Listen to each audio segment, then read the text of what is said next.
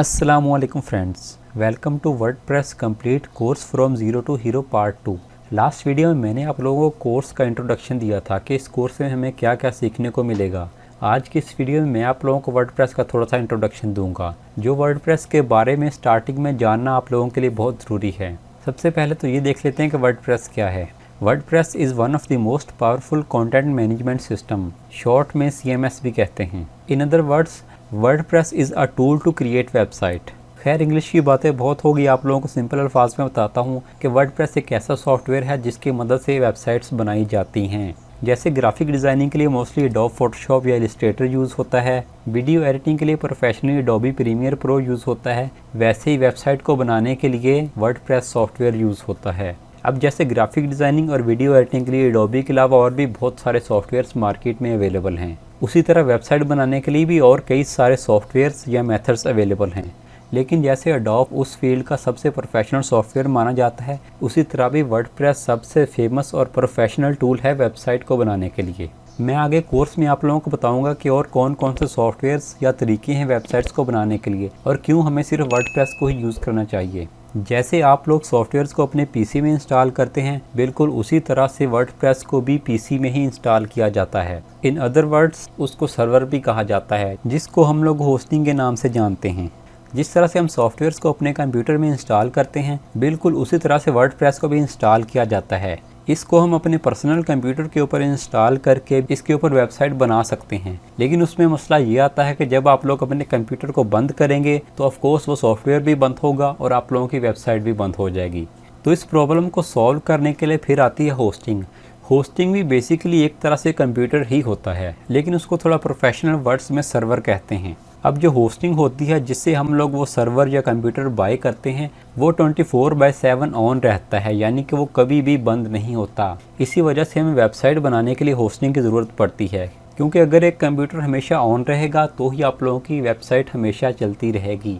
In case अगर वो server या होस्टिंग भी बंद हो जाती है तो आप लोगों की वेबसाइट भी बंद हो जाएगी। अच्छा, एक चीज़ मैं क्लियर कर दूं कि ये इन्फॉर्मेशन मैं आप लोगों को बहुत ही सिंपल अल्फाज में समझा रहा हूं, ताकि एज अ बिगिनर आप लोगों को चीज़ें आसानी से समझ आ जाएं।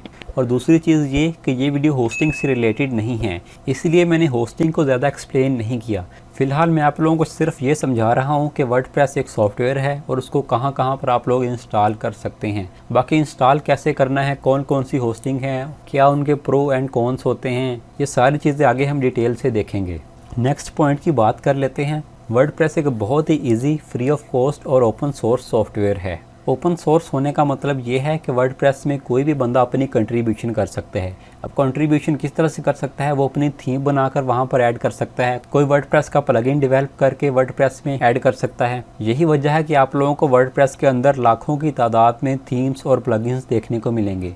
और कोई भी बंदा जो वेबसाइट को डिज़ाइन करने आता है, अगर उसको वो प्लगइन या थीम पसंद आती है तो वो उसको इंस्टॉल कर लेता है। वो थीम प्लगइन पेड भी हो सकती है और फ्री भी हो सकती है। वर्डप्रेस के ओपन सोर्स होने की वजह से ही लाखों लोग इसमें कंट्रीब्यूट करते हैं, जिससे वर्डप्रेस की फंक्शनैलिटी में इजाफा होता है। यही वजह है कि वर्डप्रेस की डेवलपमेंट बहुत ही फास्ट और बेहतरीन है। वरना अगर एक बंदा या कंपनी बैठकर वर्डप्रेस के अंदर चीज़ों की डेवलपमेंट करे तो शायद वर्डप्रेस इतना फास्ट ग्रो ना करता। एक और चीज़ मैं आप लोगों को क्लियर कर दूं, जो अक्सर बिगिनर्स के माइंड में क्वेश्चन आता है कि कोडिंग के साथ बहुत ही हाई लेवल की वेबसाइट्स डेवलप होती हैं और वर्डप्रेस से आप सिर्फ छोटी मोटी वेबसाइट को डिज़ाइन कर सकते हैं। तो ऐसा बिल्कुल भी नहीं है।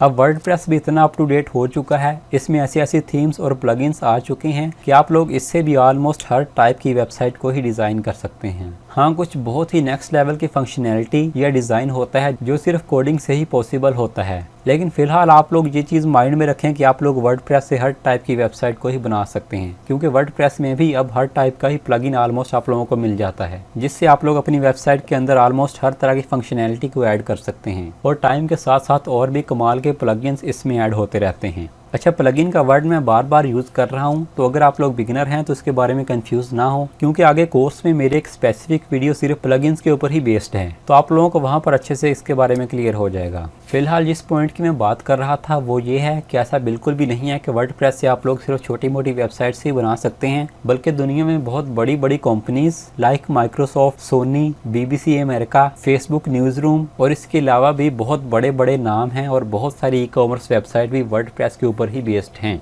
स्टार्टिंग में 2003 में WordPress as a blogging software शुरू हुआ था, लेकिन टाइम के साथ साथ इसमें बहुत ही तेज़ी से तरक्की हुई है। वो मैं आप लोगों को ऑलरेडी बता चुका हूँ, क्योंकि ये ओपन सोर्स सॉफ्टवेयर है तो पूरी दुनिया से ही लोग इसमें कंट्रीब्यूट करते हैं। दुनिया में जितनी भी वेबसाइट्स बनी हुई हैं उनमें 45% से ज़्यादा वेबसाइट्स वर्डप्रेस से बनाई गई हैं और आजकल के दौर में इसमें मैसिव इंक्रीज आ रहा है और आने वाले कुछ टाइम में ही आप लोग देखेंगे कि ये नंबर 50% से भी क्रॉस कर जाएंगे।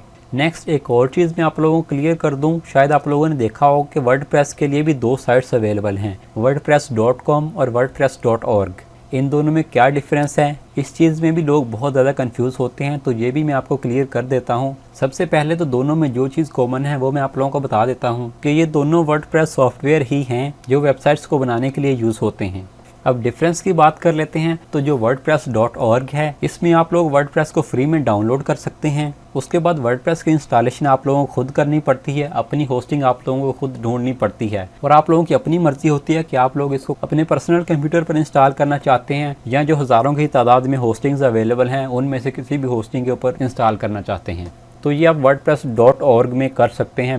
और wordpress.com एक पेड सर्विस है जिसमें आप लोगों को जस्ट इसके अंदर एक अकाउंट क्रिएट करना पड़ता है और इनके पैकेज को बाय करना पड़ता है। उसके बाद ये लोग होस्टिंग को खुद अरेंज करके देंगे, वर्डप्रेस को होस्टिंग के अंदर खुद इंस्टॉल करके आप लोगों को रेडी टू यूज़ इंटरफेस देंगे। बेसिकली ये लोग अपनी होस्टिंग को यूज़ करते हैं, आप लोग जो भी इनकी होस्टिंग का पैकेज बाय करते हैं ये आप लोगों को उस होस्टिंग के ऊपर वर्डप्रेस को इंस्टॉल करके उसका लॉगिन प्रोवाइड कर देते हैं। सेकेंडली इसमें जो थोड़ा सा एडवांटेज मिलता है वो ये है, इसमें वेबसाइट की मेंटेनेंस और सिक्योरिटी काफ़ी हद तक वर्डप्रेस की तरफ से ही मैनेज हो जाती है, क्योंकि ऑफ कोर्स वर्डप्रेस बहुत ही ट्रस्टेड प्लेटफॉर्म है और इनकी होस्टिंग में आप लोगों को किसी किस्म की हैकिंग या डाटा लीक होने जैसी प्रॉब्लम्स को फेस नहीं करना पड़ता। खैर ये सब चीज़ें आप लोग wordpress.org में भी कर सकते हैं, लेकिन ये सब आप लोगों को मैनुअली खुद करना पड़ता है। वो सब कैसे करना है, कौन सी होस्टिंग को बाय करना है जो सिक्योर हो, जिसमें आप लोगों का डाटा लीक ना हो, वो सारी चीज़ें मैं आप लोगों को आगे कोर्स में ही बताऊंगा जब हम होस्टिंग को बाय करेंगे। अब wordpress.org में जो हमें प्लस पॉइंट देखने को मिलता है वो ये है कि इसमें आप लोग लाखों की तादाद में थीम्स और प्लगइन्स को फ्री में एक्सेस कर सकते हैं। wordpress.com में भी आप काफ़ी थीम्स और प्लगइन्स को एक्सेस कर सकते हैं, लेकिन ये डिपेंड करता है कि आप लोगों ने कौन सा पैकेज बाय किया है। फॉर एग्जांपल wordpress.com में समटाइम आप लोगों को प्लगइन इंस्टॉल करने के लिए या एससी ऑप्शंस यूज़ करने के लिए पैकेज को अपग्रेड करना पड़ता है, तो ये लिमिटेशन आप लोगों को wordpress.org में देखने को नहीं मिलेगी। एक और चीज़ मैं आपको क्लियर कर दूं कि ऐसा बिल्कुल नहीं है कि wordpress.org में आप लोगों को हर थीम और प्लगइन ही फ्री मिलते रहेंगे, बल्कि उसमें भी पेड थीम्स और प्लगइन्स होते हैं, लेकिन उनको बाय करने का सिस्टम थोड़ा सा डिफरेंट होता है, वो हम आगे कोर्स में ही देखेंगे। अब सिंपल वर्ड्स में भी मैं आप लोगों को इन दोनों का थोड़ा सा कंपैरिजन बता देता हूँ। जैसे आप लोग एक विंडोज सिस्टम लेते हैं, उसमें आप लोगों को हर चीज़ खुद इंस्टॉल करनी पड़ती है, उसकी सिक्योरिटी भी खुद हैंडल करनी पड़ती है, लेकिन आप लोगों को बहुत सारे सॉफ्टवेयर ऑप्शंस मिल जाते हैं, तो इसको आप लोग एज अ wordpress.org कंसीडर कर सकते हैं। दूसरी तरफ मैक आपको बहुत एक्सपेंसिव लेना पड़ता है, लेकिन उसमें आप लोगों को बहुत हाई सिक्योरिटी मिलती है, बट आपको उसमें सॉफ्टवेयर्स के ऑप्शंस कम देखने को मिलते हैं और आप लोगों को काफ़ी सॉफ्टवेयर्स उसमें बाय करने पड़ते हैं, तो मैक को आप लोग wordpress.com कंसीडर कर सकते हैं। ये छोटा सा कंपैरिजन जस्ट आप लोगों की आसानी के लिए बताया है, सो इसको ज़्यादा सीरियस नहीं लेना। आप लोग जस्ट इस चीज़ से कंपेयर करके wordpress.com और wordpress.org के डिफरेंस को थोड़ा सा समझ सकते हैं।